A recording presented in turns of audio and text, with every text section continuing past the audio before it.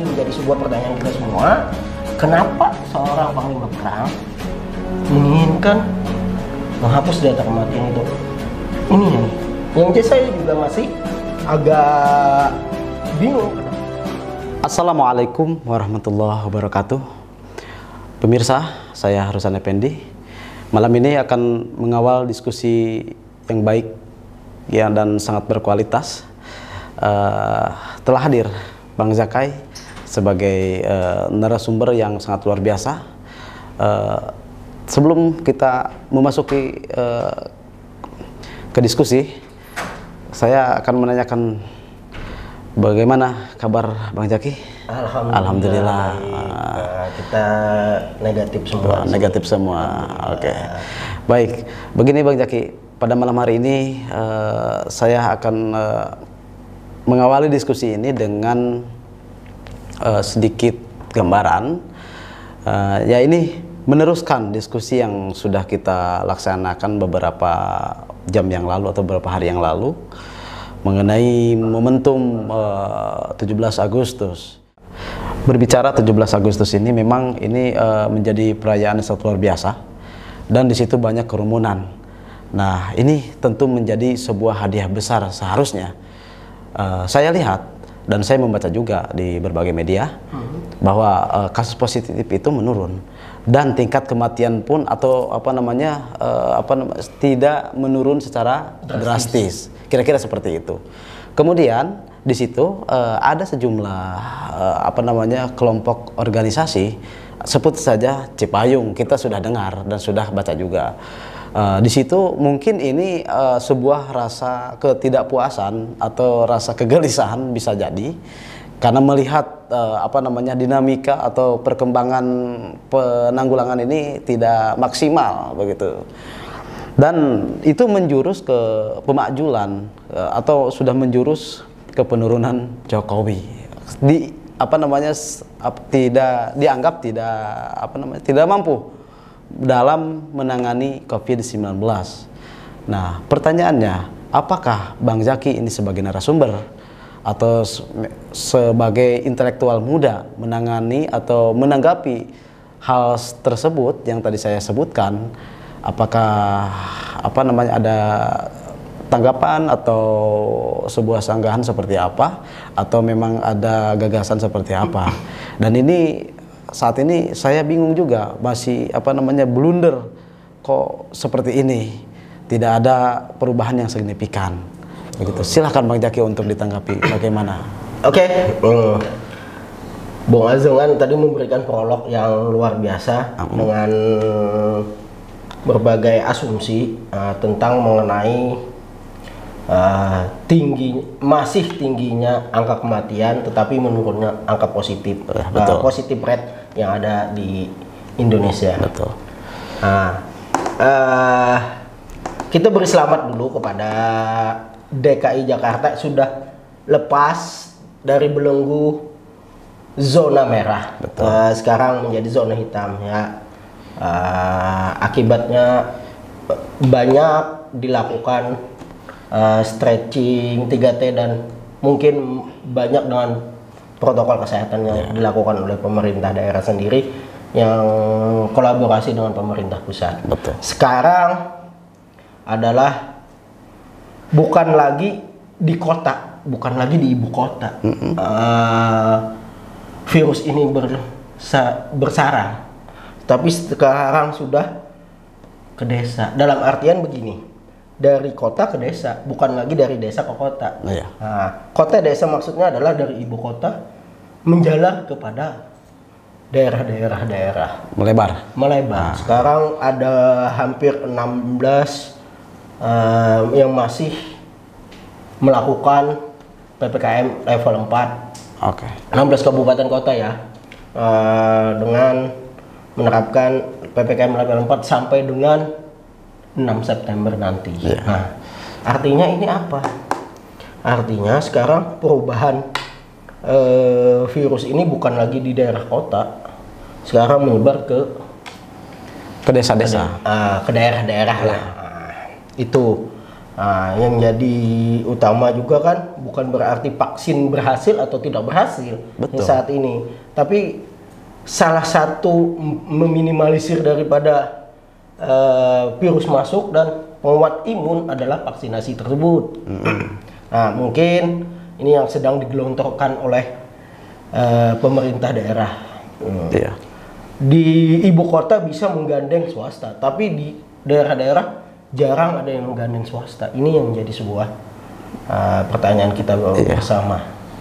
Kenapa swasta di daerah tidak mau melakukan vaksin itu untuk memperkuat imun daripada masyarakat? Nah, Betul. itu yang jadi sumber masalah juga. Kemudian hadiah terbesar bagi kita sudah saya sebutkan kemarin adalah hadiah kemerdekaan, yaitu dari Pak Presiden kita mengenai turunnya harga PCR. Ya. Nah, itu adalah sebuah sebuah hadiah lah. Tapi masih banyak yang nakal. Nah, itu kita sudah kemarin di diskusi yang lalu masih saja ada banyak yang nakal, tidak taat terhadap instruksi langsung daripada presiden sebagai kepala negara loh, bos. Aduh, itu luar biasa itu. Mudah-mudahan ditegur lah atau dicabut izinnya oleh pemangku kebijakan. Ya, betul. Nah, kemudian selanjutnya lagi adalah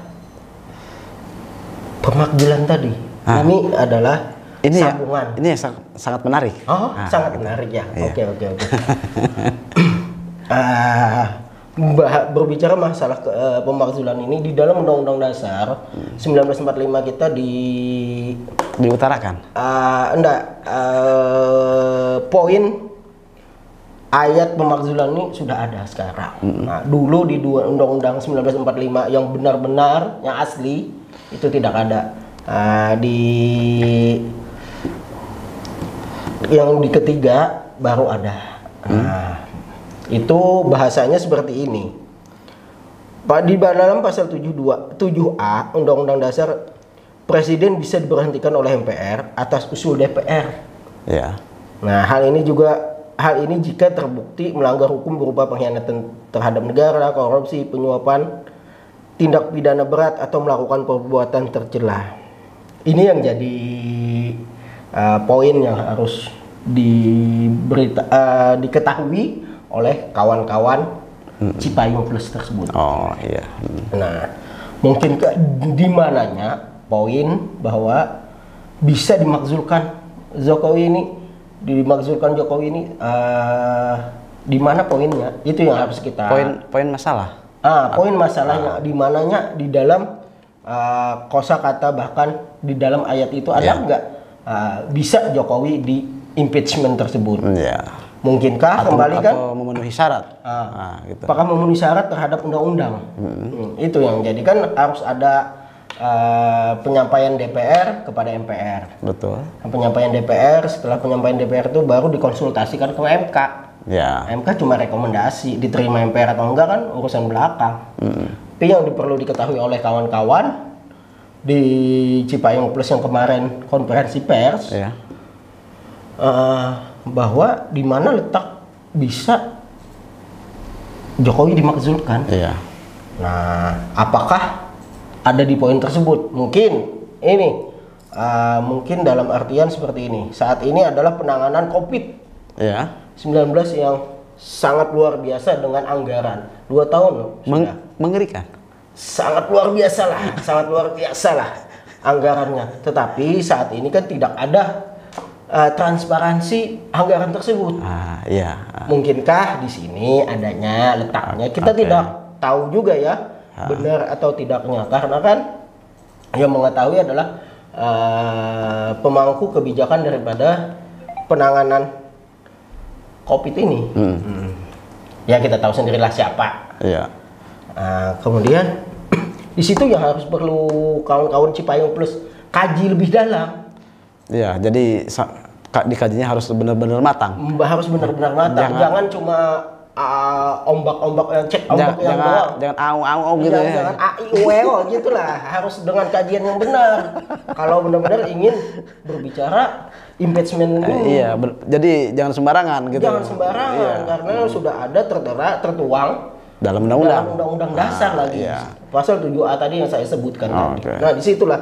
Jadi harus kawan-kawan Cipayung harus kaji lebih betul bahwa apakah bisa dikategorikan ke impeachment itu. Tapi menurut saya pribadi ya. Iya. Ini kan mewakili aspirasi dari intelektual muda. Iya. Ini sangat perlu adanya. Nah, karena kan kita harus mengkaji lebih dalam juga kan. Gitu. Apakah nanti mungkin kembali seperti tahun 98? Iya. Karena kan gemercik di daerah ini udah bukan gemercik, percikan. Iya, kalau itu bahasa lama. Bahasa barunya percikan. Percikan. Jadi ganti kosakatanya gemercik menjadi percikan. Percikan, iya. Percikan di daerah ini sudah mulai menggema. Udah mulai berbunyi. Menggema. Iya. Jangan berbunyi bahasa yang lama, udah menggema sekarang. Menggema di mana-mana pun. Sampai dengan di ibu kota sendiri sudah mulai naiklah sedikit gemanya menjadi suara. Iya. Apakah ini akan jadi terulang kembali?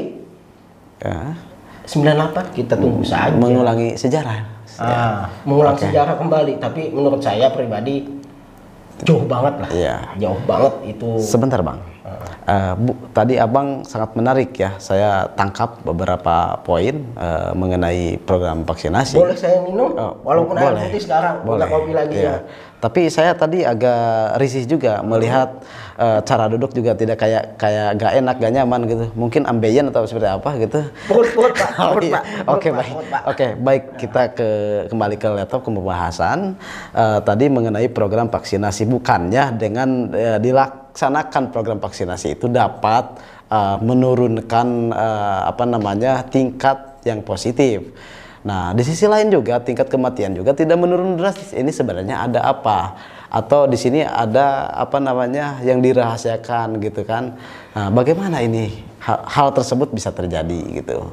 Iya tadi saya sebutkan kita bersyukurlah akibat vaksin mungkin menjadi sebuah memaksimalkan imun tubuh kita. Tapi yang menjadi seperti pertanyaan yang benar kata Bung Uzan tadi bahwa kok angka kematian masih relatif tinggi. Nah, itu kenapa? Karena kan kita tidak mengetahui juga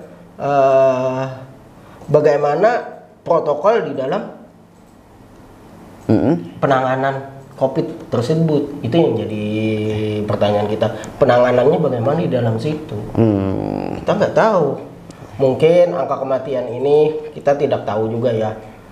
Kita orang Muslim, mungkin sudah umur, mungkin sudah azal dan segalanya lah. Tapi yang menjadi sebuah pertanyaan kita kan banyak sembuhnya, kok matinya banyak juga, masih tinggi juga. Iya, banyak juga. Harusnya pemangku dalam artian isolasi tersebut, yang penanganan COVID ini memberikan paparan bagaimana situasi yang terjadi saat itu. Betul. Apalagi dulu kemarin beberapa waktu lalu disetopkan data dari Kementerian Kesehatan. Ini yang menjadi sebuah kebingungan kita. Kok disetop? Apakah ada apa? Apakah gara-gara angka kematian masih meninggi jadi disetop? Itu yang jadi pertanyaan kita semua juga. Betul. Saat itu. Baik. Satu poin lagi saya masih agak penasaran. Iya. Tadi Abang menjelaskan mengenai statement kelompok Cipayung Plus gitu. Jadi plus bahasanya gitu. Mengenai pemakjulan, mungkin mereka juga saya kira dia sudah melakukan kajian-kajian secara mendalam. Matang atau mentah itu tidak tahu. Nah, makanya dia itu memang udah masegi lah gitu bahasanya, udah siap begitu.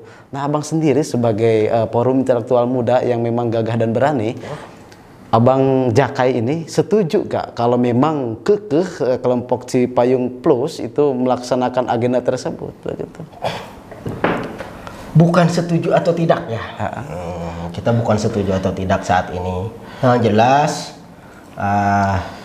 kita lihat daripada perjalanannya ini akan menjadi memungkinkan Iya. untuk menjadi salah satu poin kawan-kawan Cipayung Plus untuk memberikan rekomendasi kepada DPR, karena kan poinnya di DPR, Iya. bukan daripada civil society Iya, bukan. ataupun istilahnya agent of change. Iya. Ini berbicara mekanisme. Ya, ini Mekanisme. menjadi sebuah syarat kepada DPR. Iya. Nah, mungkin, tapi menjadi mungkin itu. Iya. Menjadi mungkin. Baik, Bang Jaki. Kita akan melanjutkan lagi diskusi ini. Ini memang sangat menarik ini. Sedikit ya, saya pernah memang beberapa hari yang lalu membaca berita.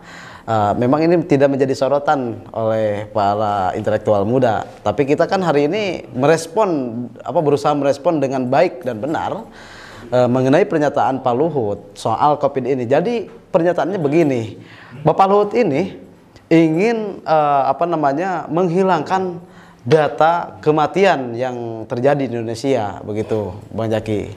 Jadi saya kira ini Luhut lagi muncul lagi di setiap momentum pembicaraan kita, begitu. Karena memang ini kuncinya ada di Luhut, begitu, bukan di Pak Presiden itu sendiri, begitu. Nah, silakan Bang Jaki untuk disimak atau untuk dijelaskan dengan baik, silakan. Iya. Karena sangat menarik loh apa kata Bung Uzan tadi mengenai kalau kita pembahasan masalah COVID dan embel-embelnya lah pasti terkait dengan panglima perangnya presiden. Yang Bung Uzan sampaikan tadi, saya sangat salut loh dengan Bung Uzan berani menyampaikan siapa itu panglima perang. Ini yang jadi pertanyaan kita, ingin menghapuskan data angka kematian, padahal seharusnya seluruh publik atau masyarakat umum mengetahui angka kematian tersebut. Kita kenapa harus dihilangkan? Padahal kan angka kematian itu kan perbandingan. Iya, betul. Nah, seharusnya perbandingan menjadikan kita, oh ini benar sudah jalannya dengan ya tadi benar jalannya atau tidak program ini. Tapi seorang panglima perang, ini menjadi sebuah pertanyaan kita semua. Kenapa seorang panglima perang menginginkan menghapus data kematian itu? Ini yang saya juga masih agak bingung kenapa mindset atau pola pikir daripada seorang panglima perang seperti itu. Iya, menarik sekali. Dan ini kalau memang hal tersebut itu dilaksanakan oleh panglima perang tersebut, nanti bingung mau mendata ulang lagi seperti apa, sedangkan yang meninggal udah ribuan, begitu. Iya, benar itu. Nanti bisa error itu perhitungan tersebut, begitu. Karena kan korelasinya perhitungan perbandingan. Iya. Perbandingannya antara yang negatif dan positif dan angka kematian dan itu menjadi sebuah data. Seharusnya tetap aja di-publish. Ya kan mengenai perkembangan COVID ini pasti merujuk ke data kematian dan data positif itu. Iya, benar. Tapi kan Bang Uhud ini kok berani begitu dengan scarap dewe gitulah. Scarap dewe. Ya. Mungkin karena saya tidak tahu juga ya benar atau tidaknya pernyataan atau pendapat saya ini, mungkin seperti ini. Supaya jangan membuat bimbang masyarakat terhadap masih banyaknya angka kematian tersebut. Mungkin itu yang menjadi pertimbangan daripada seorang panglima perang. Ini yang menurut saya. Tetapi kalau menurut saya pribadi, ya sudah saya sampaikan tadi di awal bahwa jangan dihapus karena itu adalah sebuah data perbandingan. Iya, data rujukan gitu. Untuk dijadikan konklusi lah gitu ya. Iya tadi. Lo lagi kan? Iya. Baik Bang Jaki, penjelasan dari Bang Jaki sudah kita dengar dengan seksama dan ini menjadi sebuah perhatian yang sangat khusus buat para pemangku kebijakan dan para sejumlah elemen organisasi yang telah tadi disebutkan. Saya Ruslan Effendi undur diri. Assalamualaikum warahmatullahi wabarakatuh.